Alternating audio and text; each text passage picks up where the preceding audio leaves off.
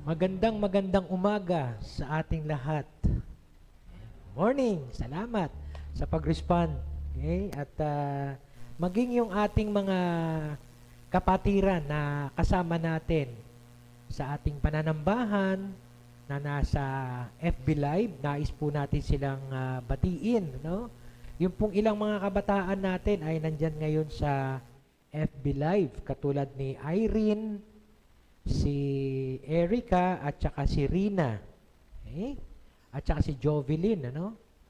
At mga tagapangarap na mga kabataan natin. Of course, gusto rin nating batiin at magpasalamat sa kanilang pagdalo ang iba pa nating kapatiran sa pangarap, katulad ni Kathy, tsaka ni Delmar, si Mary Ann, si Tessie. Okay? Salamat sa inyong pag-attend at tuloy-tuloy po ang ating pagdalo sa gawain ng ating pananambahan. At yung mga kapatiran naman po natin na nasa ibang bansa, katulad nila Joy, tsaka ni Ate Vicky, at tsaka si Ate Sinta. Sila pong lahat ay nakasubaybay sa atin ngayon, kasama natin. At yung ibang mga kapatiran naman na nasa ibang lugar, na nandito rin naman sa Pilipinas, sila Tita Ching, si Tess Galvez, si Ate Alice Lacerna, yung isa kong hipag, ano? Good morning po sa inyong lahat. Salamat po sa inyong pagsama sa aming pananambahan. Okay? At bago po tayo magtuloy sa atin pong gawain ng pangangaral ng salita ng Diyos, ay nais po natin magkaroon ng ilang announcements. Okay? Ito po darating na May 6. Yan. Meron po tayong magiging commissioned 6. Ito'y part 6 na. Kung maalala nyo po, ang commission 3 o 4, dito natin ginanap yun sa church. No? Okay, at punong-puno tayo noon. Okay, so, ngayon po, ang commission 6 po natin ay gagawin po sa Novaliches Christian Community, sa NCC. Okay? At ito po ay sa May 6 gagawin. Kaya madaling tandaan, Commission 6 on May 6 sa NCC. Ito po magsisimula ng alas 8 hanggang alas 3. At ang pinakatema po natin, ang pag-aaralan po natin ngayon, patungkol sa commission. Alam naman natin yung Great Commission, di ba? Go and make disciples of all nations.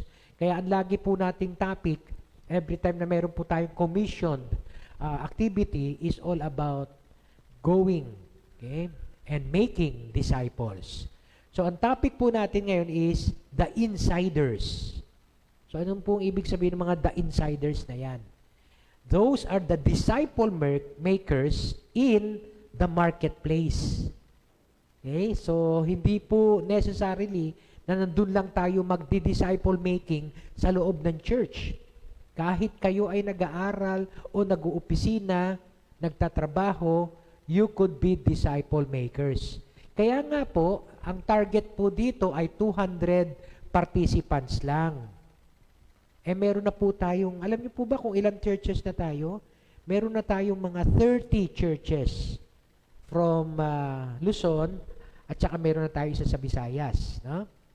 Marami tayo sa 4 sa Pangasinan, 4 sa Laguna, 3 dito sa Bulacan, tapos 2 sa Batangas, kasama na po yung mga pinaplanta, no? Tapos 1 sa Baguio, at karamihan po ay nasa Metro Manila na. At 1 po sa Dumaguete. Okay? So, dahil 30 churches tayo, hinati po muna sa yung 200 sa 30 churches, kaya 67 lang muna. Okay? Na ang target sana ay mga working at saka students, college students. Okay?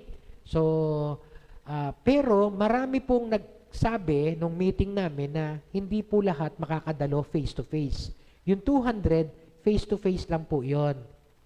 So, merong iba mag-FB Live. Lalo na yung mga taga-probinsya. Pangasinan, Dumaguete, pero yung mga taga-Laguna at saka Batangas, hindi, Batangas, hindi, mag-FB Live lang din. Pero yung Laguna at saka Baguio, bababa sila dito. Okay? Aakyat naman yung mga taga Laguna. Kaya nga po, magkakaroon din tayo ng chance na i-extend pagkakulang yung 7 sa atin. So, anyone who joins, pero priority po natin ay yung mga working at saka students, college students.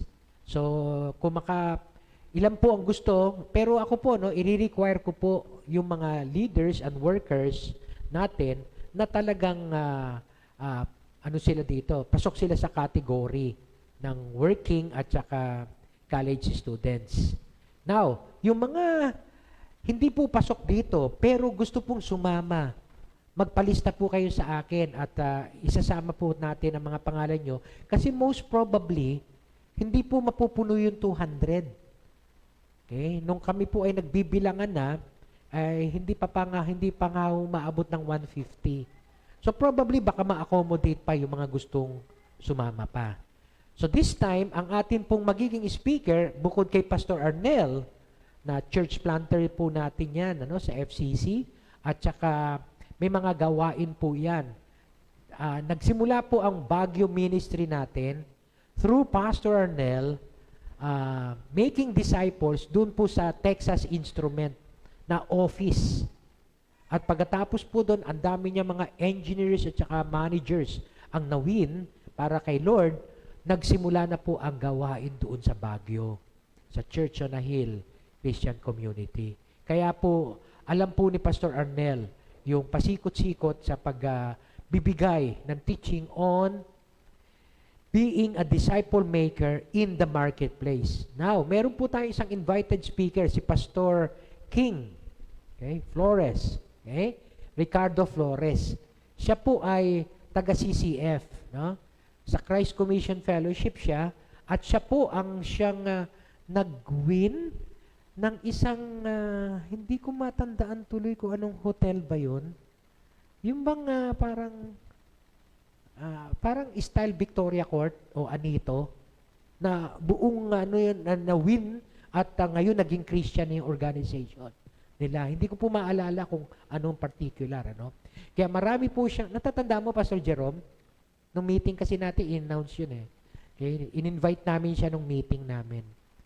At binigyan ko siya, dahil ako po, disciple maker din before, nung ako'y nasa NEA. Binigyan ko siya ng ilang tip kung ano magandang itapik niya para ma-meet yung needs ng mga tao. Kaya, well-versed po siya at naging board member siya ng FOSIG.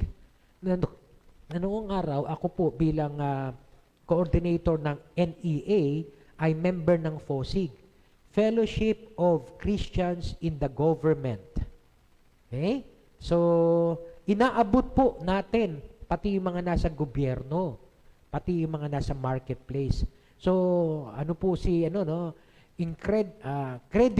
credible speaker po si Pastor King. King ang palayaw niya Pastor King Flores. Okay? So gusto ko pong bigay ang announcement ito kasi open po ito sa lahat. Okay? Lalo na, syempre, sa mga working at saka sa college students. Sila po ang priority. Pero sa tingin ko, hindi kami aabot ng 200, kaya kung sino po ang gustong sumama, i-welcome po natin. Okay? Yan po ang unang announcement. Pasensya na po kayo kasi sa May 6 na po yan. 2 weeks from now. At ang susunod na announcement po natin ay patungkol po sa Ezra. Anak, dalawa yung isang dyan, di ba? Yan po yung Ezra. Nag-o-over po ang ating Ezra Institute o yung Bible School ng Fellowship Christian Communities ng Certificate in Christian Ministry at saka Diploma in Christian Ministry. Now, meron pong 12 subjects ang bawat isa. No? Sa certificate din po yan. Gusto ko pong encourage kayo kasi talaga pong sila po magpapatotoo na bukod sa napapakinggan nyo po dito sa pulpito, marami po kayo mapapakinggan na lessons, at hindi lang to lessons, teachings talaga, hard teachings, okay, about Christian life, about Christian ministry. Okay? So, sana po ay po tayo dito, maka-enroll. Okay? At yung isang, anak, Chelsea, di ba meron pa akong pinasang bago, yung huli, patungkol dun sa Ezra din yun eh. Okay? Wala ba? Okay. So anyway, ito po ay magsisimula naman sa May 16. Okay? May 16, right? Kung yung isa May 6, ito po magsisimula May 16. Pero kailangan po mag-enroll kayo. Okay? Lahat po ng FCC members, pagdating sa extra certificate, libre po yan. Okay? Pag FCC members, pag tagalabas po ng FCC, may bayad na po sila. Kaya privilege po natin ito bilang member ng FCC. Okay? Sa diploma, iba na po naging approach ng diploma ngayon. Meron na pong specialization. Dati, yung inabutan nila Gerard at nila Ate Glo, 12 subjects lang din. But this time, hinati namin yung mga subjects na yun at pinagsanga-sanga na namin. Okay? So, meron po tayong 5 specialization courses under the diploma. One is Advanced Bible Interpretation, na si Kuya Rick po magtuturo. Second ay Christian Education, na si Edna Tolosa, graduate din po ng ATS, ng Christian Education, ang magtuturo.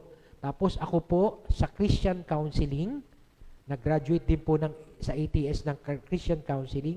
Si Pastor Arnel, Missions Ministry, nag-graduate din po ng Missions sa ATS. At si Pastor Noel Abedes, Christian Leadership. So pwede po kayong pumili kung graduate na kayo dati, katulad nila Ate Glo, Kuya Ed, Gerard, Jello. Pwede kayong pumili kung alin dito, at si Jerome. Ang gusto nyong i-specialize pa. Katulad nung dati, tinuro ko lang po sa diploma, counseling skills. Under Christian counseling, ituturo ko po lahat doon, pati na child counseling, adolescent counseling, grief counseling, crisis intervention, couples counseling, marital and couples counseling, at saka family counseling. At saka syempre yung ethical issues in counseling practice, at saka yung self-care and self-assessment as a counselor. So lahat pong ito ay magiging topic ko sa akin. Pero kay Pastor Arnel, kay Kuya Rick, may topic din po sila doon. Okay? So siguro ipopost ko na lang po sa ating Servants of Christ Brethren para makita po natin yung mga subjects na to.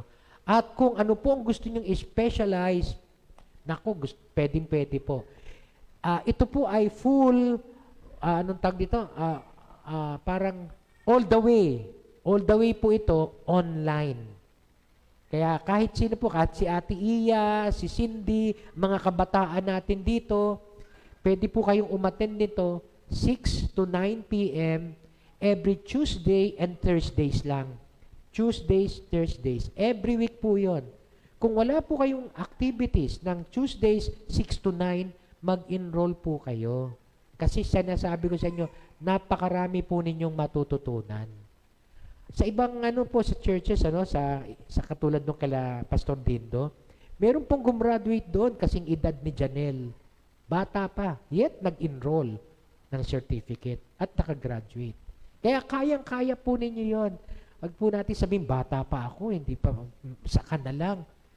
Kaya mo na nga mag-aral ng high school. At saka kami, hindi po scholarly dating namin. As much as possible, binababa din namin. Pero hindi po nawawala yung essence and content ng aming tinuturo.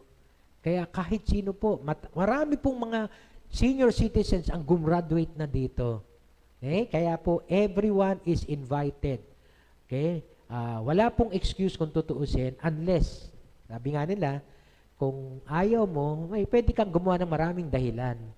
Okay? Again, hindi po sa pilitan, pero ini-encourage ko po kayo. Marami po kayo matututunan all about Christianity o Christian faith. Okay? Pagpasensyahan nyo na po kung nauna announcement ko kasi definitely kailangan pong marinig ito. Magsisimula ito next month, May 16. Pero kailangan mag-enroll kayo. So, ibabato ko rin po sa ating group chat yung pong enrollment form para magiging official enrollees tayo nito. Okay. Yun lang po. Okay? Salamat po sa inyong pagtsatsaga, sa inyong pakikinig nitong ilang announcement natin. Now, we will go now to our, of course, no, to the Word of God, yung lesson natin para sa umagang ito, which is continuation ng mga lessons natin ng mga past weeks dahil ito po ay chronological events nung ministry, life, ministry, passion, death, and resurrection of our Lord Jesus Christ. Yung pinagdaanan ng ating Panginoong Jesus mula nang siya'y ipinanganak. So, natapik na po natin yun, yung kapanganakan niya, at nandito na po tayo ngayon sa ministry niya. Okay? At ito po, base po sa napag-aralan natin last week o the other weeks, papunta sila ng Jerusalem dahil may kapistahan. Okay? Feast of the Booths or tents, no? At yung kanyang mga kapatid ay nauna na at noong nakaalis na sila, na pag-aralan natin na Jesus went there also in private. Okay? At alam niyo po, no, nakwento ko na, yung kapistahan doon sa kanila, piyestang ito, ang bawat tao na pumupunta sa Jerusalem, nagtatayo ng mga tents at natutulog sa kalsada kasi ginugunita nila yung panahon na pinalaya sila ng ating ni Yahweh, ng ating Diyos mula sa Egypt, papunta sila ng Promised Land at sila ay for 40 years nagtotolda-tolda lang dun sa desert. So yun ang parang na significance nun. Alalahanin ninyo na nagkaroon ng panahon ang inyong mga ninuno. Kasi yung mga generation ngayon, hindi naman nila inabutan yung panahon na yun eh. Kaya kinikwento yun, ginagawang practice ng mga matatanda para yung mga bata makalakihan nila na ito yung practice. At ang significance nun, alalahanin nila na there was one time in their lives, in their history, that they were enslaved by the Egyptians, but they were delivered from the hands of these Egyptians by Yahweh, and they underwent journeying, okay, in the wilderness. At yung mga 40 years na yun, nagtatayo sila ng mga tolda-tolda. Kaya doong panahon na yun, nagtatayo sila ng mga tolda sa streets, sa roof deck, okay, at kung saan-saan. Okay? Ano po ito, no? 1 week celebration, week-long celebration. Kasama na dito, syempre, yung kanilang pagdiriwang ng ani, kasama na yun. Kasi magandang ani, good rainy season sa mga panahon na yun. So yung kanilang celebration is to commemorate or celebrate the faithfulness of our God in their lives by dwelling in their places, in the wilderness. Tapos habang sila ay nandoon, lahat sila naka-camp out. Camp out. Yeah? Parang sa ating family camp, sila ay naka-camp. Okay? At tolda-tolda. Yeah, imagine, habang pinag-aaralan ko nga to, sabi ko, ang sarap imagine, no? Kanya-kanyang tolda sila. Tapos paglabas ng tolda, batian sila, "Uy, kumusta na kayo dyan? Oh, naalala nyo ba ang ating Diyos? Niligtas ang ating mga ninuno." Yun ang celebration. May commemoration of the God's faithfulness. Hindi lang yung magsasaya at magdiriwang ng, dahil holiday. Okay? Alala ko kasi doon sa sa Facebook nung nakaraan di ba, nung Holy Week. Okay? May isa ako nabasa na Facebook account ng isang pastor. Sabi niya, kung ako si Jesus, hindi ko kayo ililigtas. Kasi nung araw na namatay ako, nag-outing kayo. Nasa outing kayo. Sabi ng ibang mga nag-comment, inggit ka lang. Sabi naman ng iba, kasi kaya kami nagsasaya kasi nabuhay na muli na si Jesus. Ayan. Maganda yung habang sineselebrate nga natin yung pagdiriwang, yung outing, o alalahanin natin, Jesus is alive. Ayun. Yun ang commemoration. Yun ang significance. Right? Pero kung hindi mo alam, gusto lang natin talaga mag-outing, uy, long weekend, ka outing tayo. Na-defeat ang purpose. Sa kanila, ganon. Okay? Kaya nung nandito na ngayon si Jesus, pumunta na siya ngayon doon sa Diyos. Ayan, hindi muna siya agad nagpakita. Tapos, eto na ngayon, nagpunta na siya sa temple. Okay? Yun yung napag-aralan natin last week. Nagsimula na siyang mangaral. At sinasabi niya about his teachings comes from the Father, hindi from his own. Ayun na. Yan, nagsisimula na siyang mangaral noon, ng mga panahon na to. Ayun. Doon tayo naputol. Kumbaga sa telenovela, itutuloy. Ito na yung karugtong nun. Imagine ninyo na si Jesus ngayon nagtuturo na sa templo. Okay? At kapistahan nun. Fiesta nun. Celebration. Okay? So ngayon, tingnan natin, ano kaya mga sumunod na senaryo? Okay? Nung nagtuturo na si Jesus. Nalala nyo ba nun? Okay? How can we have faith in Jesus? By acknowledging, accepting His Word, okay? And by acknowledging His wisdom. Kasi sabi nga niya, no? Tinitingnan nyo ako dahil sa akala ninyo, ako'y saan nanggaling ang education ng taong ito samantalang hindi naman siya nag-undergo ng formal education. Saan niya natutunan ang lahat ng ito? Okay? Kaya nga, nag-judge sila, okay? Outward appearance lang ni Jesus. Kaya nga sabi ni Jesus nung nakaraang linggo, yung final passage natin, do not or stop judging by mere appearances, but make the right judgment. Nandun tayo, nagtapos. Eto na ngayong karugtong. John chapter 7, verse 25 to 36. Okay? Okay. So ano po sabi diyan sa John 7, verse 25 to 26? Hilingan ko po ang lahat na tumayo.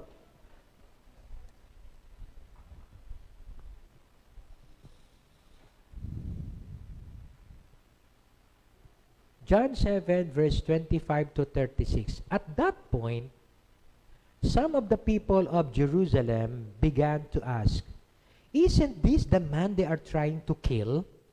Here he is, speaking publicly, and they are not saying a word to him. Have the authorities really concluded that he is the Christ? But we know where this man is from. When the Christ comes, no one will know where he is from." Then Jesus, still teaching in the temple courts, cried out, "Yes, you know me, and you know where I am from. I am not here on my own, but he who sent me is true. You do not know him, but I know him because I am from him, and he sent me." At this, they tried to seize him, but no one laid a hand on him because his time had not yet come. Still, many in the crowd put their faith in him, and they said, "When the Christ comes, will he do more miraculous signs than this man?" The Pharisees heard the crowd whispering such things about him. Then the chief priests and the Pharisees sent temple guards to arrest him. And Jesus said, "I am with you for only a short time. Then I go to the one who sent me. You will look for me, but you will not find me. And where I am, you cannot come." The Jews said to one another, "Where does this man intend to go, that we cannot find him? Will he go where our people live scattered among the Greeks and teach the Greeks? What did he mean when he said, 'You will look for me, but you will not find me, and where I am, you cannot come'?" Tayo po'y manalangin. Salamat po muli, Panginoon, sa pagkakataong ito na kami po ay makapag-aaral ng iyong mga salita. Ang mga salita mo na magsisilbing pagtutuwid sa amin, magsisilbing gabay sa amin upang lubusan ka naming makilala kung sino ka talaga. Yes, Lord, marami pong pagkakataon na akala namin kilala na ka na namin ng lubusan. Pero maaring nagkakamali kami ng pagkakilala sa iyo. Kaya sa mga salita mo ngayong umaga, Panginoon, magpakahayag ka. Sa pamagitan ng kapangyarihan ng iyong banal na Espiritu, kumilos ka sa aming mga puso't isipan at magpakahayag ka kung sino ka talaga, Panginoon, sa aming mga buhay. Lalo't higit sa mga salita mo na amin pang mapapakinggan. Gabayan mo pa kami, Panginoon. Ituwid mo kami.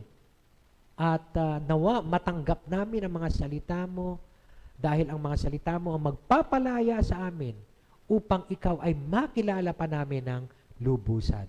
Salamat po, O Diyos, sa iyo po ang papuri at parangal sa pangalan ni Jesus. Amen. Amen. Mari na po tayo makaupo. Alam niyo po ako may nangyari ng ganitong event sa akin dati. Yung bang may kausap ako, parang telepono pa yata kasi yun no? Wala pang cellphone nung araw. May kausap ako sa telepono at may nabanggit siyang isang pangalan ng kaibigan namin. Na pinag-usapan namin yun, no? Ayan. Pinag-chismisan. Pinag-chismis. Uy, alam mo ba hindi ko na maalala ang detalye. Nakakalungkot lang Nung kinikwento niya, okay, yung kaibigan namin to, sabi ko, talaga? Ganun ba nangyari sa kanya? Hindi ko alam. Ay, naku, ang alam ko, ganito nangyari sa kanya. So, pagkatapos nagkikwento siya patungkol, hindi, ganito, Brad, ganito nangyari sa kanya. Hindi, ganito, malapit ang mag-away. Kasi, hindi kami magkasundo. Bandang huli, naisip ko, tanungin sa kanya, ang tinutukoy mo ba si ganito? Ah, hindi. Hindi yan yung, si ganito. Pareho kasi pangalan Pareho pa. Ang tinutukoy mo ba itong si... Ay, hindi yan. Si ganito ang tinutukoy ko. Ah, ganun ba? Teka pala. Hindi pala tayo pareho magkasundo kasi magkaibang tao pinag-uusapan natin Nangyari na ba sa inyo yun? Alam niyo po, nangyari sa akin yun, pero hindi ko na maalala detalye. Tawan-tawa kami noon sa isa't isa. Sabi, tawa kami ng tawa habang nasa telepono. Dahil nga sa hindi kami magkasundo kasi magkaiba pala yung pinag-uusapan namin. Now, gusto ko lang din pong malaman, kung minsan. Maaring may pinag-uusapan tayong isang tao, pero maaring magkaibang tao pala yon. Lalo na kung may kakilala kang tao. Katulad, di ba, si Portia, halimbawa lang, sabi niya, ay daddy, sabi nga pala ni Cathy, ikakat ko siya. Sinong Cathy? Ayan. Kasi dalawa yung Cathy kilala namin. Si Cathy Campos, at saka si Cathy Raralyo. Okay? Si Dr. Raralyo. Kaya sinong Cathy? Para sigurado ako na iisa lang yung nasa isip namin na yung pag-uusapan namin. Si Cathy Raralyo, okay. Si Cathy Campos, okay. So at least magkaiba kami, right? What if, halimbawa, pinag-uusapan natin patungkol kay Jesus? Baka mamaya magkaiba tayo ng pananaw sa kanila, sa ibang tao, patungkol kay Jesus. At iba din ang pananaw natin patungkol kay Jesus. Baka mamaya magkaibang Jesus ang pinag-uusapan natin. Okay? So, alam niyo po, magandang mapag-usapan to dahil naalala ko yung book ni Philip Yancey, isa sa mga paborito kong author, si Philip Yancey. Naku, ang daming books nito. Nasabi ko sa inyo. Ang title ng book niyang ito, The Jesus I Never Knew. Ay, sabi ko sa inyo, eye-opening sa akin itong book niyang ito. Okay? Nakilala ko ng gusto kung sino talaga si Jesus. At marami pa siyang ibang books, katulad ng Where is God When It Hurts? Disappointment with God. The Bible Jesus Read. Ito, meron ako nitong Disappointment with God, tsaka The Bible Jesus Read, at saka The Jesus I Never Knew, at saka yung What's So Amazing About Grace. Controversial ang mga sinusulat itong Philip Yancey. Pero sinasabi ko sa inyo, nakakaliwanag po ng isipan as Christians who really Jesus is. Baka hindi tayo pareho ng iniisip nating Jesus sa itinuturo talaga ng Biblia. Kaya nga po siguro, magandang maging tanong natin sa ating mga sarili, sino ba ang Jesus na itinuturo ng Biblia? Ano ang pagkakakilala natin kay Jesus na itinuturo ng Biblia? Pero, kukunin lang po natin yung sagot ngayon mula sa passage na binasa natin. Okay? At yung ibang pagkakakilala natin dapat kay Jesus, makukuha natin sa iba pang kwento. Pero mag-focus lang tayo dito sa passage na binasa natin ngayong umaga. Sa John chapter 7, verse 25 to 36. Dahil kung marami yan, ay nako, hindi po matatapos sa isang buong araw para ipakilala sa inyo kung sino si Jesus. Dito lang muna tayo sa John 7. Sa John 8, meron na naman tayong introduction about who Jesus is. Ito po ang gusto ko kay John, sa Gospel of John. Sa Matthew, Mark, Luke, kadalasan makikita natin doon mga miracles ni Jesus, mga gawa niya. Pero kay John, yung identity ni Jesus ang ipinapahayag. Kaya nga sabi ng iba, pag magsisimula kang mag-share sa isang unbeliever at magtanong, saan ako magsisimula magbasa ng Bible? Ang sabi ng iba, kay John, which is true. Kasi makikilala mo ng gusto kung sino si Jesus sa Gospel of John. Kaya lang, malalalim din ang discourse. Malalalim din ang usapan pagdating dito kay John. Katulad nung binasa natin kanina. Okay? Malalim yon. Mayroon kasing ibang nasa isip ang mga Hudyo at ibang nasa isip ni Jesus na hindi natin alam sa panahon natin ngayon. Kaya nga kailangan pag-aralan at pagkatapos ituro. Kaya nga po ngayong umagang ito, ang akin pong magiging topic para sa ating preaching is, how much do we really know about Jesus? How much do we know Jesus? Sino ba talaga si Jesus? Sundan po natin, ha? Naalalahanin po natin. Kapistahan, dumayo na dun si Jesus. Okay? At pagkatapos, una, in secret. Pagkatapos, tumayo na siya sa temple at nangaral patungkol sa kanyang salita, sa kanyang teachings, at pagkatapos about the wisdom of God. Okay? Na do not make or stop judging regarding appearances, but make the right judgment. Kaya ito na ngayon, nung tumayo na siya at nagtuturo at nagsabi ng mga ganon, eto na yung mga reactions ng mga tao. Sa John 7 verse 25, yun pong ating binasa kanina.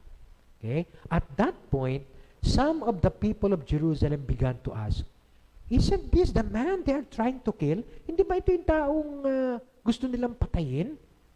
Andito na siya ngayon, oh. He is speaking publicly. At wala silang ginagawa. They are not saying a word. Okay?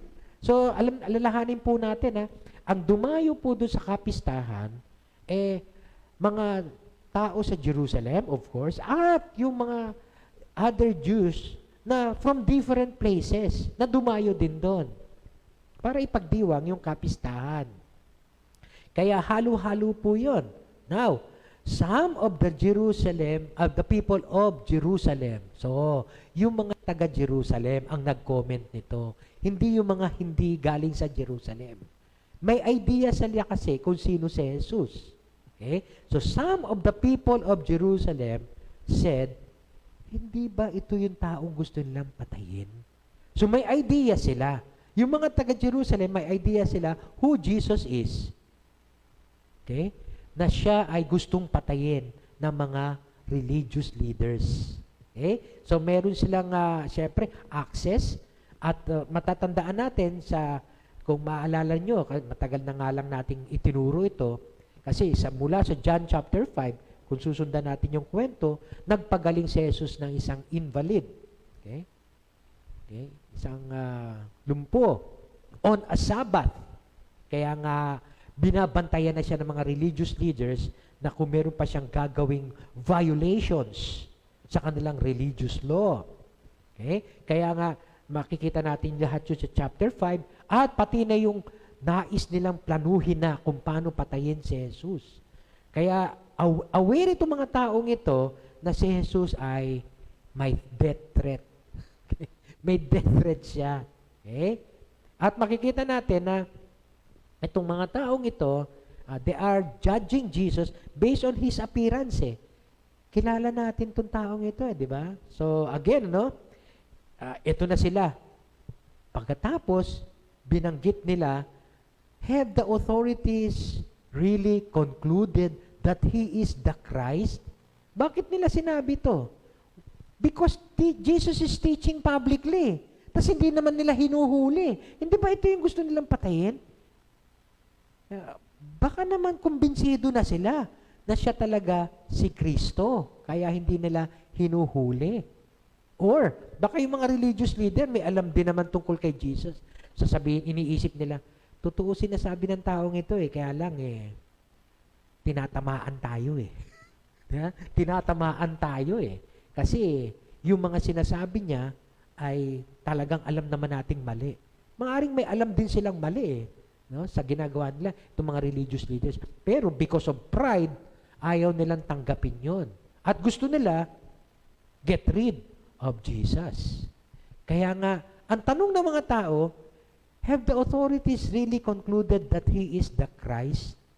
Ay, sa panahon natin ngayon, pag tinanong tayo, ano ba ibig sabihin ng term na Christ? Kaya yun ang maganda na ipinapaliwanag sa pulpito. Ano ba, pag sinabing Kristo, yan, kuminsan, mali din tayo ng idea patungkol kay Kristo di ba? Bakit? May kilala tayong Kristo na nandyan sa may sabungan, di ba? Kristo din yun. Okay? So, kuminsan, baka yun ang iniisip natin, sino yung Kristo? May Kristo ang kilala sa sabungan. Okay? Again, sa panahon natin ngayon, pag tinanong ko kayo, have they really concluded that Jesus is the Christ? Ano ang sasagot nyo pag sinabi kong, ano ang ibig sabihin ng Christ? Di ba? Kaya nga kailangan itinuturo para alam natin yung nasa isip nila nung araw sa panahon natin ngayon na hindi natin kasi alam kung ano nasa isip nila Yung Christ po, ang ibig pong sabihin, foundational ito pagdating sa pagtuturo ni John. Hindi po yan apelyido. Kasi Jesus Christ. Ano ibig sabihin ng Christ? Apelyido ni Jesus. Kamot ulo ulit tayo niyan, malalagay tayo sa row 4 niyan Okay? Ang ibig po sabihin ng Christ, title. Okay? Parang Jesus the Christ. Ayan. Jesus the Christ. Parang John the Baptist. Ayan. Si John na nagbabautismo. Si Jesus na Kristo. Again, ano nga ibig sabihin ng Kristo? Anong ibig sabihin ng the Christ? Okay? Sa Hebrew word po, ang tawag doon ay Messiah. Pagdating ng Greek, translated po as Christ. Basically, ang ibig po sabihin ng Christ is the anointed one. Pinili ng Diyos. For a specific purpose. Empowered by God for a specific purpose. Doon po sa Old Testament, marami po ang pinipili ang Diyos for a specific purpose. Halimbawa po, mga propeta, anointed din yun. Anointed din ang mga prophets nung araw. Pero may purpose yun. Okay? Ang purpose ng mga prophets nung araw ay to speak the word of God, kung ano ipahayag sa kanila ng Diyos. Kings, okay? Anointed din yan. Anointed din ang mga kings.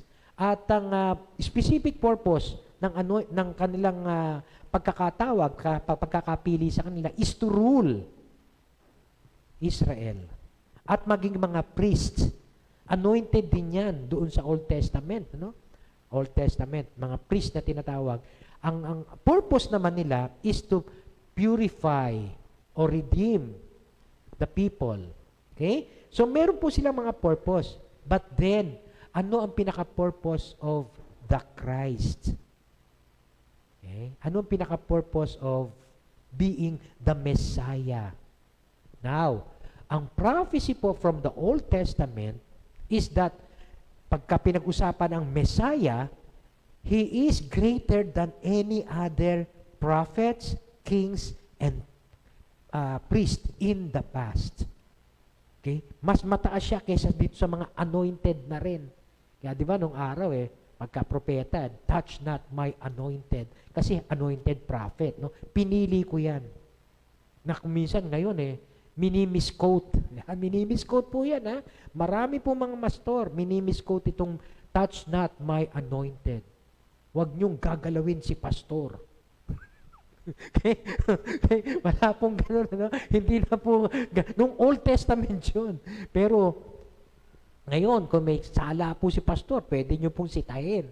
Yan. Ngayon, ang Messiah sa Old Testament is greater than all these things kasi meron pang specific purpose. At ang pinaka-specific purpose ng Messiah is to perform all the functions of these three. Okay? To tell the to speak the word of God, to redeem the people, and to rule over them. Kaya nasa kanya na, parang Daniel Padilla lang lahat. Nasa kanya na ang lahat. Nasa kanya na ang lahat. Okay? Doon sa Messiah. Kaya inaabangan nila kung sino tong Jesus na to, kung siya na ba talaga ang Messiah, He will be performing all these three purposes. Okay? Bilang prophet, speaking the word of God, bilang priest, okay, redeem the people, at bilang king, rule, okay, over the people.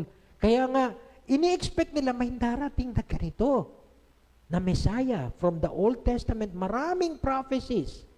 Kaya ang tanong ng mga tao, siya na kaya? Kasi marami na silang narinig na word of God. At ang inaasahan nila, pag siya, ang Messiah ay dumating, okay, aside from teaching the word of God, dapat iligtas muna sila, i-redeem sila as a priest. I-redeem sila, kaya lang, ang iniisip nila, ang redemption is as a king, not rather than as a priest. Okay? Ang redemption ng priest is from the sin. Okay? Mapalaya mula sa kasalanan. Kaya nga si Jesus, ang in-expect nila, siya na ba ang Messiah? Ang magliligtas sa atin mula sa kamay ng mga Romano? So, kanilang nasa isip na rulership at saka redemption is from the hands of the Roman Empire. Hindi nila nakita yung priestly function, which is to redeem from the sin. Kaya nga, di ba si John, maliwanag sa kanya yun. John the Baptist, look, the Son of God who takes away the sin of the world. Okay? Maliwanag sa kanya. Okay? So ngayon, naisip nila, siya na kaya? Kasi nandito na siya, nagtuturo na siya. Bakit hindi nila hinuhuli? Baka kumbinsido na rin sila na He is the Christ. Pero, pagdating sa verse 27, merong comment ang mga tao. But we know where this man is from. Pero kilala natin kung saan siya galing eh. When the Christ comes, no one will know where He is from. Pag dumating yung Kristo, walang nakakalam kung saan siya galing. Alam natin kung saan siya galing eh. Anong ibig sabihin? Galing siya sa Nazareth. Kaya nga ang tawag sa kanya, Jesus of Nazareth. Okay? Kasi doon siya tumira. Doon siya lumaki. Kaya Jesus, ang Nazareth nasa Galilee. Wala naman sa Galilee manggagaling ang Messiah. Kasi ang Messiah manggagaling sa Bethlehem. Kaya sinasabi nila, kilala natin ang mga magulang nito. Kilala natin ang mga kapatid nito. At lumaki siya sa Nazareth.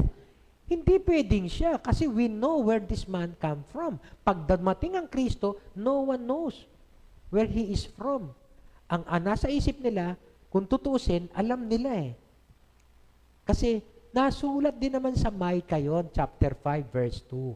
But you, Bethlehem, Ephrathah, though you are small among the clans of Judah, out of you will come for me one who will be ruler over Israel, whose origins are from the old, from the ancient times. Kaya nga kung alam nila ito, walang excuse sila eh. Bakit? Si Jesus pinanganak sa Bethlehem. Lumaki nga lang sa Nazareth. Pero si Mary, tsaka lalo na si Joseph, from the clan of Judah yon. Kaya nga, pasok si Jesus dito sa description ng Messiah. Wala silang excuse kung tutusin. Kung papakinggan lang din nila talagang mabuti kung ano sinasabi ng Scripture. Yung ignorance nila, without excuse yun eh. Okay? Sabihin nila, hindi kilala natin to. Pero alam natin, hindi natin alam kung saan siya manggagaling.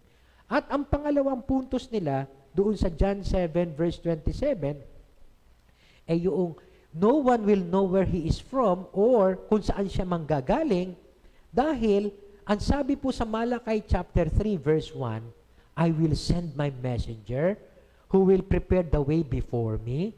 Then suddenly, bigla na lamang, the Lord you are seeking will come to His temple. Ayun, yung bang, bigla na lamang, hindi natin alam saan galing tong taong ito, ba't bigla na lang sumulpot? Hindi pwedeng si Jesus yan, kasi kilala natin, taga Nazaret yan eh. Ang alam natin, sabi ni Malakay, suddenly, lilitaw siya sa temple at magtuturo yung hinahanap natin. Okay? Yung Messiah, inaasahan nating Messiah. Bigla na lang, suddenly. Okay? Andun po yung salitang term talaga na suddenly. Kaya, eto na ngayon, ang problema nila. Hindi nila ma-reconcile. Hindi yata pwedeng si Jesus ang Messiah. Ba't hindi nila hinuhuli? Kumbinsido na ba sila na siya ang Messiah? Siya ang Christ? Siya yung magliligtas sa atin? Bakit di nila kaya nagkaroon ng confusion. Okay?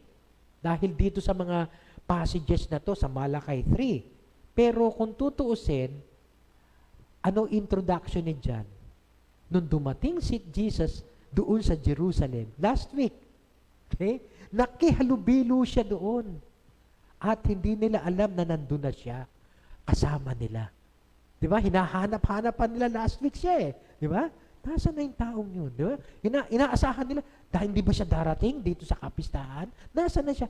Andun na siya, kaya lang hindi nila alam na nandun na siya. Then suddenly, nangaral bigla sa temple in the middle of the feast. Okay? Kaya kung tutuusin, na-fulfill ni Jesus eh. Yung dalawang prophecy na to eh. Kaya lang, hindi sila naging keen observer. Okay? Kaya ngayon, tingnan natin, no? Yung pagkakatanong-tanong nila sa kanilang mga sarili, na bakit hindi hinuhuli, pero alam naman natin na hindi siya siguro. Kasi, ang sabi ng Malakay 3, bigla na lang siya darating. Bigla naman talaga sumulpot eh, sa temple eh. Nagsimulang magturo eh. Samantalang, half of the feast, of time ng feast, nandun na siya, kahalu-halubilo nila. Hindi nila alam kung bigla na lang siyang sumulpot. Kaya kung tutuusin, without excuse pa rin yung kanilang ignorance. Then, pagdating sa verse 28, then Jesus is still teaching in the temple courts, cried out. Siyempre, alam niya kung ano nasa isip ng mga tao. Yes, you know me. And you know where I am from. Di ba?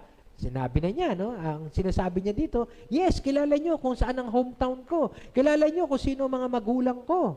At kilala niyo perhaps kung sino ang aking mga kapatid. But, pagdating sa verse 28, letter B, at saka hanggang verse 29, I am not here on my own. But He who sent me is true. You do not know Him, but I know Him because I am from Him and He sent me. Yung parang biglang kumambyo siya. Yeah, kilala niyo ako. Base sa outward appearance. Yun yung last week eh. Kaya magkakadugtong ito eh, no? Okay? Hindi tayo lalayo sa kwento. Okay? Biglang cambio siya. Pero, nandito ako not on my own. Pinadala ako ng Diyos Ama. Hindi niyo siya kilala, pero kilala ko siya because I am from Him and He is the one who sent me. To know Jesus rightly is to understand and believe in His Word. Dito sa testimony niyang ito, that He was only sent by God.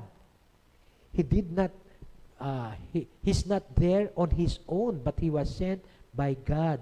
So they are blinded about Jesus dahil sa sagot din ni Jesus because you do not know Him. Kaya you do not know me because you do not know Him.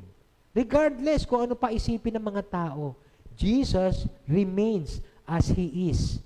the one who is sent, the one who is anointed. Okay? Now, katulad nga nung nabanggit ko kanina, ibang nasa isip nila tungkol kay Jesus eh. Parang yung kwento kanina, iba yung kinikwento nung isa, iba yung kilala kong Jesus, isang kaibigan namin, at magkaiba pala kami ng pinagkikwentuhang Jesus. So, para maintindihan natin kung sino si Jesus, how much we do know about Jesus, or who Jesus is, we must have a biblical view of who Jesus is. Dapat kilala talaga natin kung sino si Jesus. Kaya, kung ako po sa inyo kung meron po kayong time, bili po kayo ng book na to kasi talagang ang laking tulong po nito. The Jesus I Never Knew. Okay? Ang ganda ng mga title, parang paradox. Ang Jesus na hindi ko kilala. Hindi siya yung kilala nating Jesus na simple na, mamaya ipapaliwanag ko pa, Pero dapat makilala natin ang lubusan kung sino si Jesus na ipinapahayag ng Biblia. Okay? So, how much do we know about Jesus? Okay? Ano ba pagkakilala natin kay Jesus? Some people believe that Jesus is a brilliant religious man. Yun lang ba ang pagkakilala natin kay Jesus? Katulad halimbawa ni Mahatma Gandhi, okay? Religious at saka brilliant, dami ring teachings. Hanggang dun lang bang pagkakilala natin kay Jesus? Or, is He merely a good example for all to follow? Katulad ni Mother Teresa, okay? Na napakabuti, walang ginawang pag-agrabyado sa kapwa, napakabait, kaya dapat tularan. Yung ba ang pagkakilala natin kay Jesus? Or, another prophet lang, katulad ni Elijah, Jeremiah, Isaiah, na during their times, yun ang nasa isip nila patungkol kay Jesus. He's just one of the prophets. Or perhaps, sa present day natin, baka ang pagkakilala natin kay Jesus is just a mere man, or an infant, or an angel. Ito ba ang pagkakilala natin kay Jesus? Isang tao na later naging Diyos? Or isang baby na atin pong sinasamba-samba, dinadasalan? Ito ba ang pagkakilala natin kay Jesus? Or, worst. Worst. Kasi meron pong ganito ang iba pagkakilala nila kay Jesus. Kapatid ni Lucifer. Alam niyo ba na merong ganon? And they also call themselves Christians, Pero kapatid ni Lucifer ang pagkakilala nila kay Jesus. Their teaching is Jesus is the brother of Satan. Kaya maaaring iba ang Jesus na kinikwento nila, iba yung Jesus na kinikwento natin Hindi tayo magkakatugma. Magkaibang Jesus ang pagkakilala natin As far as I am concerned, this description is not the Jesus of the Bible. He is more than a brilliant religious man. He is more than a good moral example for us to follow. He's not just simply a prophet. He's not simply a man or an infant or an angel. More so, hindi siya never na naging kapatid siya ni Satan. Alam niyo, nung na-encounter ko po yan, sinabihan ko po yung nag-share sa akin, do you know that you are teaching the most satanic lesson I've ever heard? Mga Amerikano Pero may kasama naman pong Pinoy. Okay? Mormons Yan ang tinuturo po ng Mormons. Do you know, sabi ko doon na that's the most satanic teaching. Why? Jesus is the creator. And Satan is just a created being. Either binaba mo si Jesus sa level ni Satan dahil ginawa mo siyang kapatid, or si Satan tinaas mo sa level ni Jesus kasi ginawa mo siyang kapatid. So, sino nag-benefit dito sa teaching na yan? Si Satan. That's the most satanic teaching I've ever heard. Ngayon po, nagtuturo ako ng Christian apologetics, how to defend our faith dun sa isang Bible school dito sa may malaria. Okay? At tinuturo ko to kung paano i-refute. We are not of the same pagdating sa tinuturo ng Biblia. Kaya how much do we know Jesus? Sila, nalilito sila. Sino ba talaga ito? Ito ba yung Messiah na sinasabi? Kaya nga kung babalikan natin yung John 28 na binasa natin kanina, I am not here on my own, but He who sent me is true. And they know who is the only true God. You do not know Him, but I know Him because I am from Him and He sent me. Kung ako pong tatanungin from this passage, how much do we know Jesus? Jesus comes from the Father. He is God. Direkta po yun. Marami po nagsasabi na si Jesus ay religious person lang, brilliant, okay? Good example, isang propeta lang din. No, Jesus is God. Now, hindi po nababasa sa passage, di ba? Pero makikita po natin. Yung sinasabi niyang ito ay nagpapatunay, kaya nga yung testimony, yung teaching, yung word niya, ang magbibigay sa atin ng assurance that He is God. He who sent me is true. I am from Him and He sent me. Now, again, nandun yung salitang sent. Nandun yung salitang anointed, kung tutuusin. Yung pinili ng Diyos na ipinadala para sa atin. So, He is God, and at the same time, He came to save the world to those who believe in Him. Kaya He is God, and He is Savior. He is the Messiah, the Anointed One. Okay? Kaya nga po, nakakalungkot isipin kasi si Jesus, kuminsan, ang akala ng ibang tao ay, Lord, pero kailangan iligtas ko sarili ko. Ako kailangan kumilos para maligtas ko sarili ko. Try mo. Okay? Pero never we can save ourselves. It is only through Jesus Christ. Kaya nga, He was sent to redeem us, to save us. Kung i-claim mo na kaya mong iligtas ang sarili mo on your own, ay parang dinisregard mo na ang pagiging Savior ni Jesus. Okay? Hindi na pareho ang pagkakilala natin kay Jesus na tinuturo ng Biblia. Ang tinuturo ng Biblia, Jesus is the one who could only save us, not even of ourselves. Okay? So how much do we know about Jesus? He comes from the Father. He is God. And He came to save those who will believe in Him. At kung babalikan ko po ang mga sinabi ni John, ng testimony John patungkol kay Jesus, isa-isahin natin. John chapter 1, verse 1. In the beginning was the Word. And the Word was with God. And the Word was God. Umpisa pa lang andun na eh. Okay? Yung sanang pagkaunawa natin kung sino si Jesus, sa pasimula pa lang, andun na yung salita. The Word of God. At kasama siya ng Diyos, at siya ay Diyos. Okay? Pagdating sa verse 14, and the Word became flesh. Okay? Kaya nga, doon pakikita yung God-man personality of Jesus Christ. The theoanthropic personality of Jesus Christ. He is God becoming man. He became flesh and He dwelt among us. And we have seen His glory, sabi ni John, glory as of the only Son from the Father. Jesus comes from the Father, full of grace and truth. Ang emphasis ni John, kung babasahin niyo yung kay John, walang genealogy. Di ba si Matthew at si Luke may genealogy?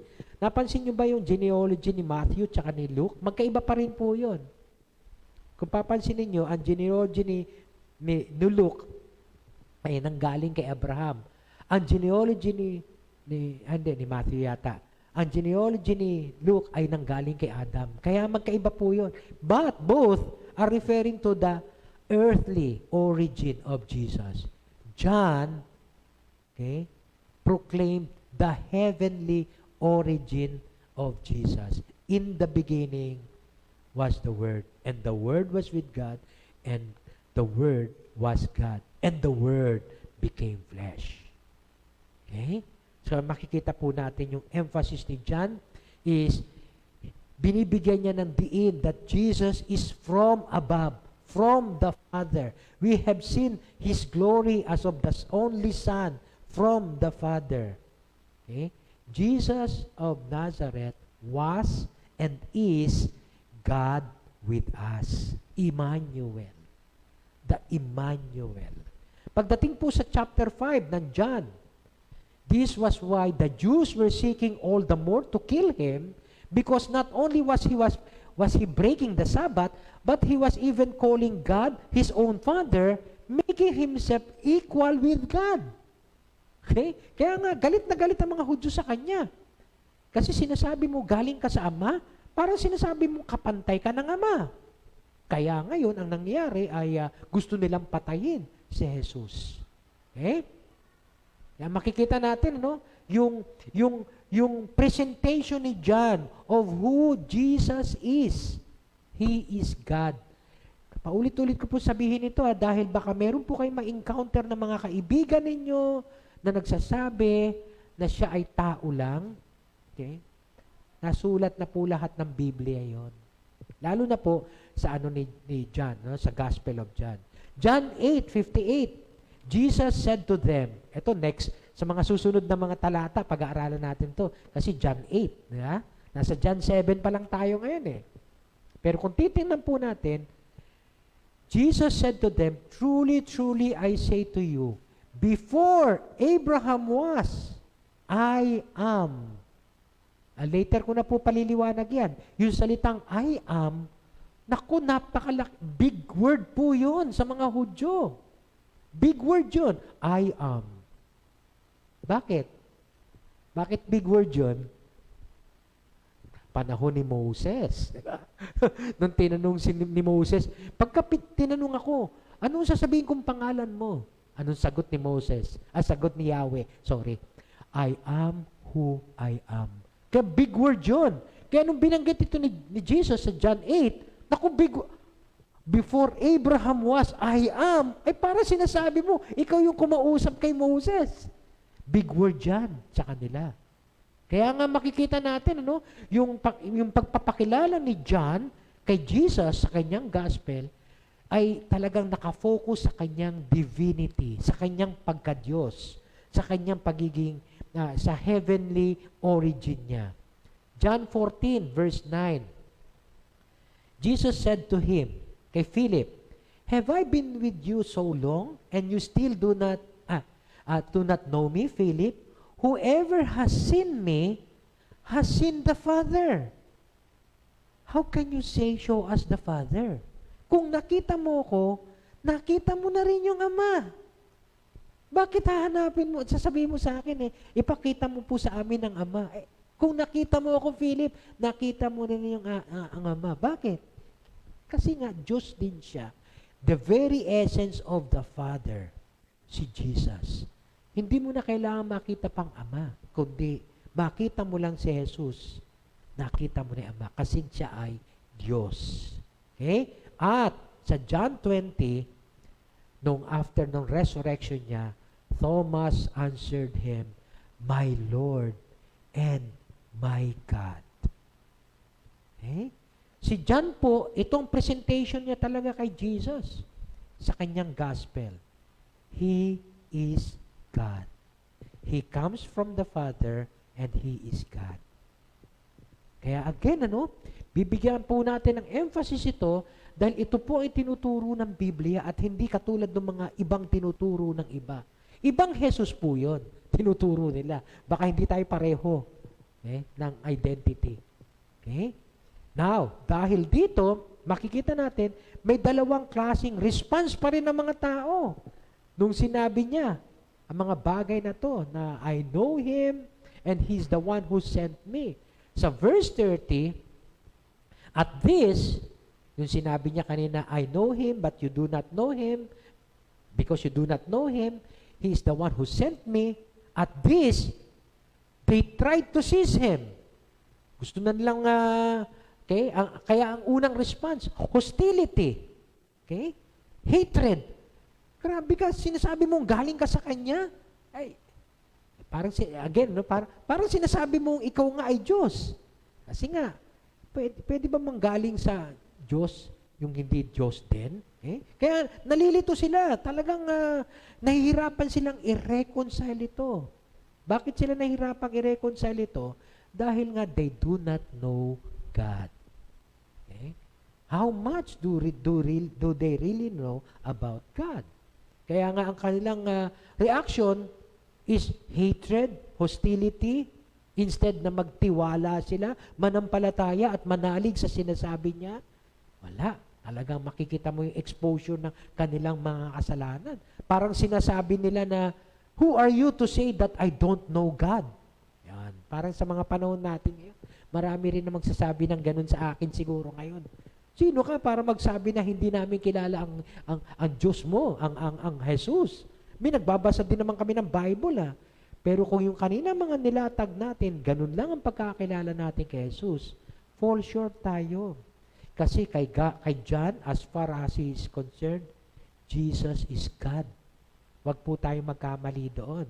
Kaya lang, maaaring meron pa rin magsabi sa atin, sa panahon natin ngayon, ng katulad ng reactions nila. Okay? Sino ka para sabihin, hindi ko kilala ang Diyos? Yun ang sinasabi ni Jesus sa kanila I know Him, and He is the one who sent me, but you do not know Him. Kaya parang offensive yun. Sino ka para magsabing ikaw ay Diyos? Arrestuhin ang taong yan. Okay? Seize him. Pero, again, hindi sinabi ni John kung paano aarestuhin. Pero binanggit ni John kung bakit hindi nila maaresto. Di ba? Bakit hindi pa nila maaresto? Because his time had not yet come. Hindi pa panahon para sa oras na yon na siya ay mapako. According to Bible scholars, 6 months after ang Passover. Doon ngayon siya maaresto. Ito ay Feast of the Booths pa lang 6 months after saka yung Feast of the Passover. Doon pa lang siya maaresto. Kaya kahit na gusto na nilang arestuhin siya sa oras na yun, hindi pa pwede because my time has not yet come. Ika nga ni Jesus. Okay? Alam niyo, minsan parang nag-re-reflect sa akin to no? Minsan, gusto nating mamatay, pero hindi tayo mamatay-matay because perhaps our time has not yet come. Kanina pinag-uusapan namin ni Ate Alice pag may mga dinaramdam tayo na napakasakit, di ba? Minsan parang gusto na natin mamatay, di ba? Pero hindi pa siguro kasi may purpose pa si Lord. Ayan. Minsan yung mga ganitong devotional reflections, masabi ko po na devotional reflection na to no?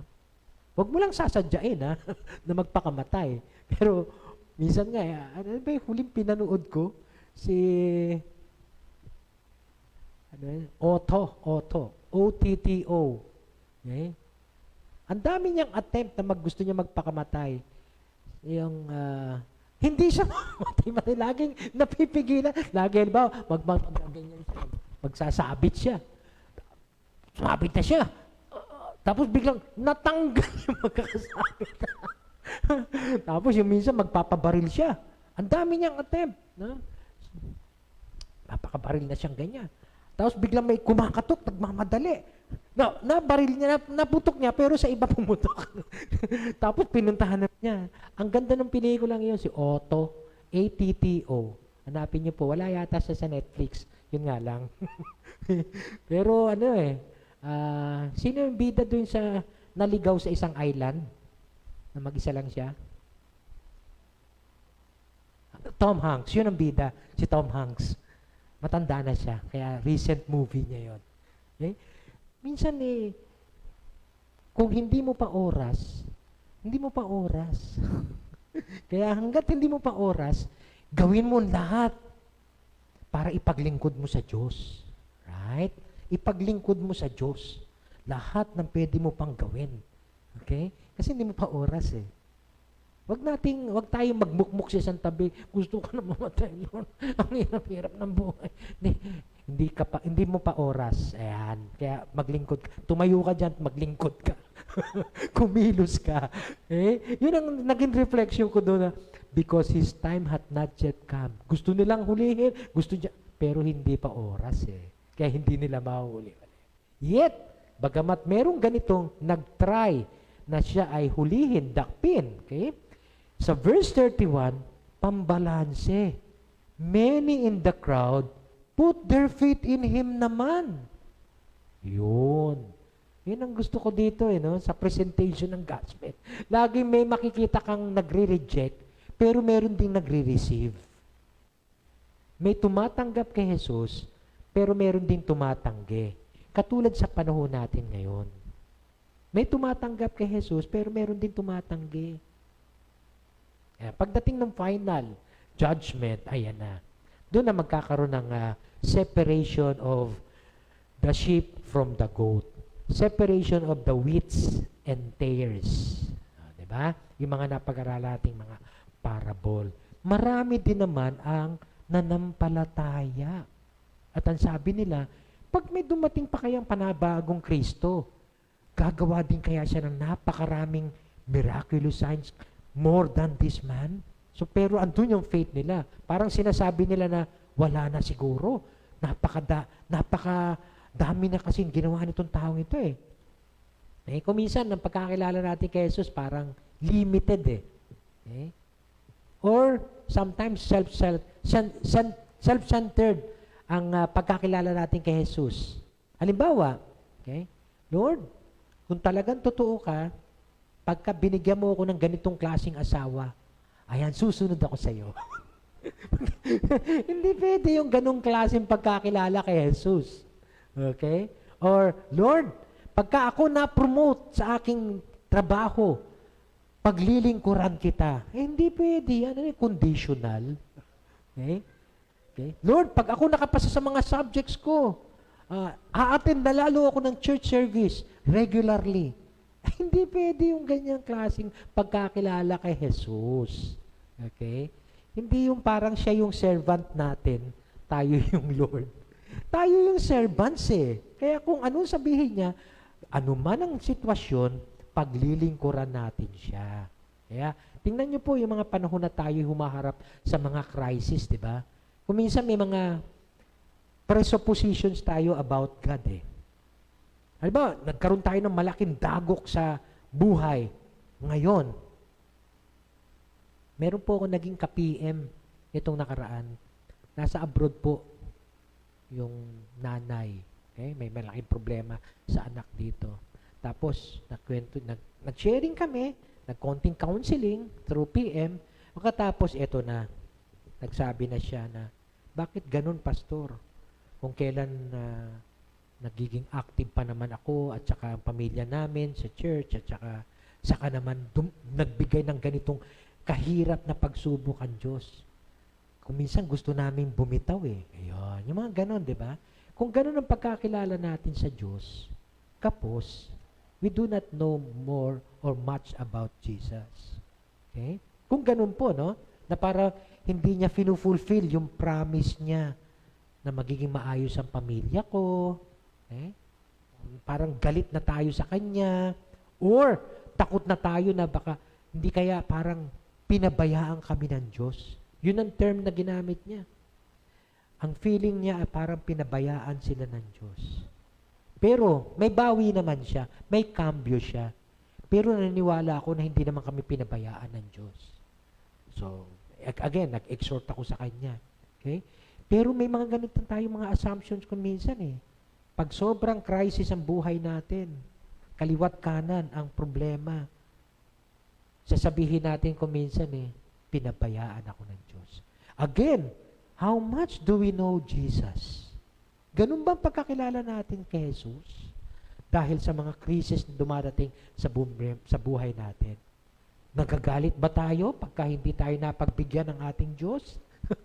Or natatakot ba tayo na parang tilabagang pinabayaan na tayo ng Diyos?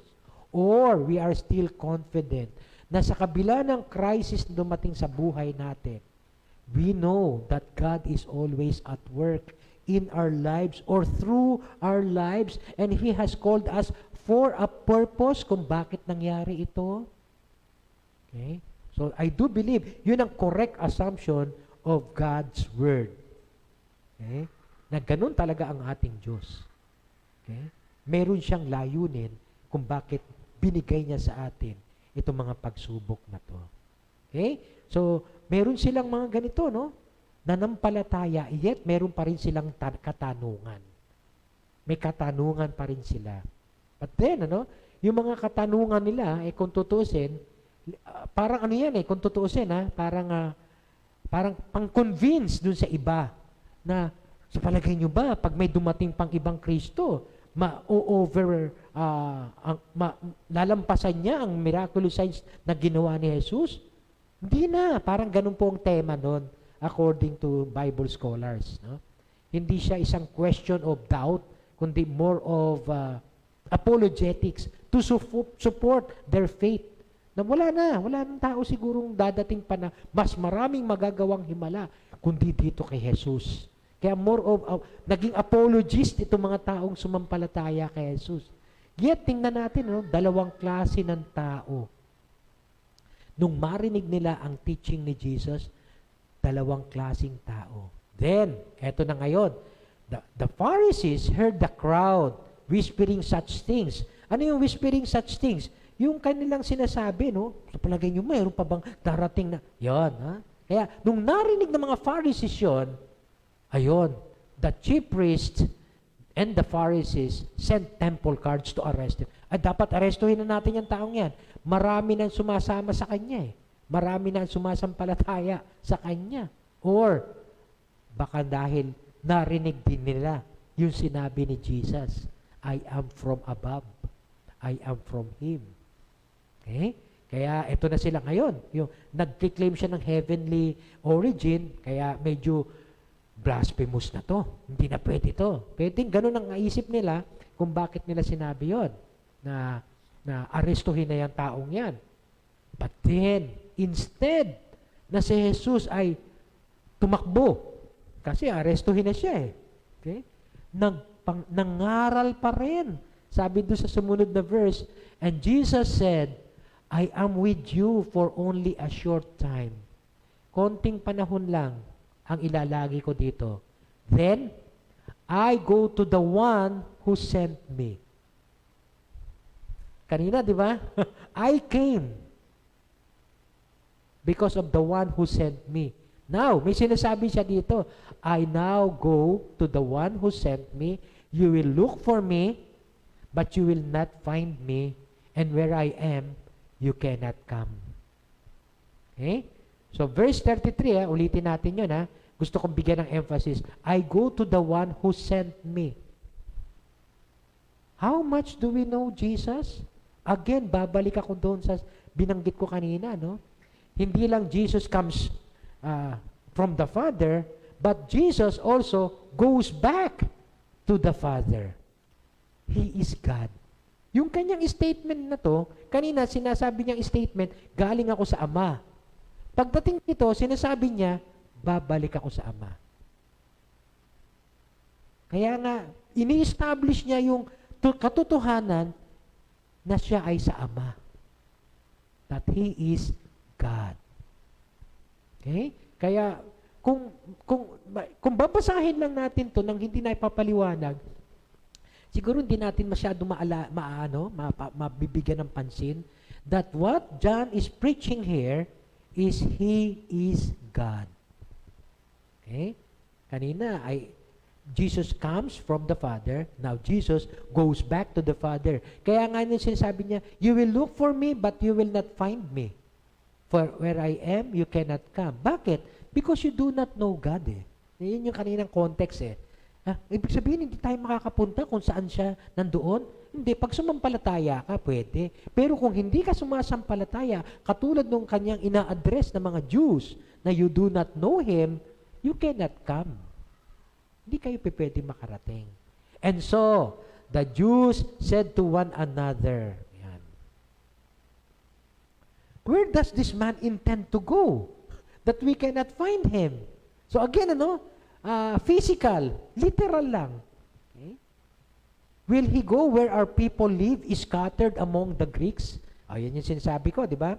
Na yung doon sa Jerusalem, ang nagdandoon yung mga taga-Jerusalem at yung ibang mga Jews na scattered.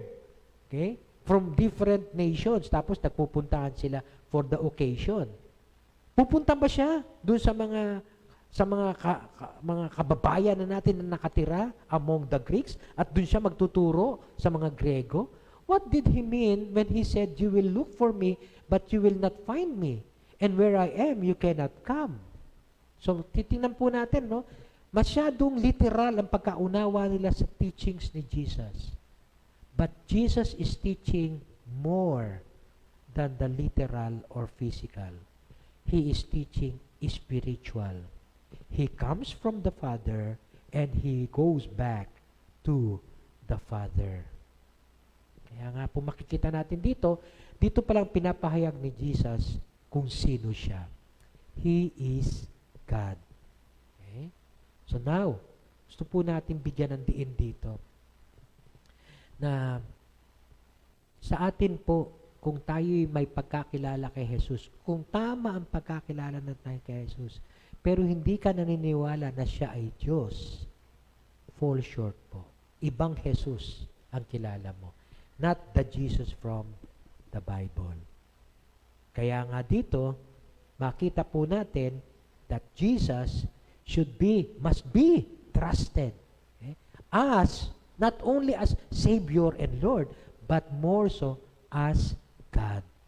How much do we know Jesus? He is God. Let us focus on Him, on Jesus, for He is God. We must cling our hope, our faith, even to His death and resurrection. And may we always walk in the power of the Holy Spirit who will guide us in knowing the truth, and knowing who Jesus is, glorifying God in everything we do. We must be like Jesus, humbly serve others. Katulad ng ginagawa niya. Both in words and even in actions. Proclaiming the good news. Pero dapat linawin natin mabuti. Jesus is God. How much do we know Jesus? So as a challenge to everyone, sabi po ni Philip Yancey, i-quote ko po si Philip Yancey.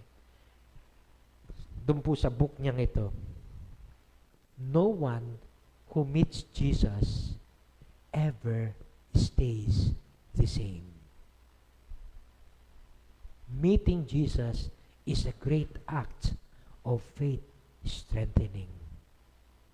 Pag nakilala nyo ng lubusan kung sino si Jesus, sinasabi ko sa inyo, mapapalakas ang inyong pananampalataya. And you will never be the same again. Okay?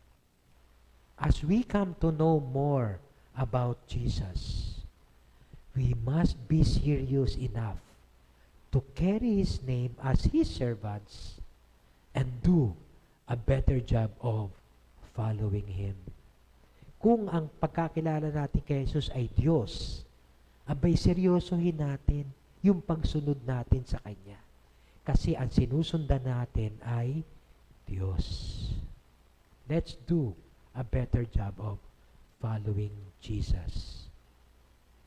Magpakaseryoso tayo sa pagsunod sa Kanya at paglingkuran siya ng lubusan dahil siya ay Diyos. Tayo po'y manalangin. Salamat po muli, Panginoon, sa kapahayagan mo ng iyong mga salita kung sino ka talaga. O Lord, nawa na ituwid ang mga maling kaisipan namin patungkol kung sino ka. Nawa, makita din po namin ang aming mga sarili na kami mga servants mo lamang at ikaw ang Diyos na pinaglilingkuran namin. Nawa, lagi naming isipin na ikaw, Jesus, na aming tinatawag sa panalangin ay Diyos na kayang tumugon sa lahat po ng aming pangangailangan. na ikaw na aming inaawitan at pinaglilingkuran ay Diyos at hindi namin dapat baliwalain ang opportunity na ikay paglingkuran. Na ang aming isinishare sa ibang tao ay Diyos at hindi kami dapat mahiya na ibahagi ka kasi ikaw ay Diyos. O Lord, tulungan mo nga po kami, Panginoon, sa aming mga kahinaan. Tulungan mo kami na ikaw ang matanghal sa aming mga buhay, na makita ang iyong pagka-Diyos sa aming mga buhay habang tinutupad namin ang iyong mga salita at ibinabahagi ka sa ibang tao. Tulungan mo kami, Panginoon. Salamat, Lord, dahil ang salita mo ang siyang magpapalaya sa amin sa maling katuruan patungkol sa iyo. Salamat, Lord, dahil malaya kaming makasisigaw that Jesus is God, na ikaw ay Diyos at ikaw ang aming paglilingkuran habang buhay. Hindi po kami mahihiya, Panginoon, na ipagsigawan, Jesus is God. Salamat po, Panginoon. Salamat. Sa iyo po ang lahat ng papuri, O Diyos. Pasasalamat. Hallelujah.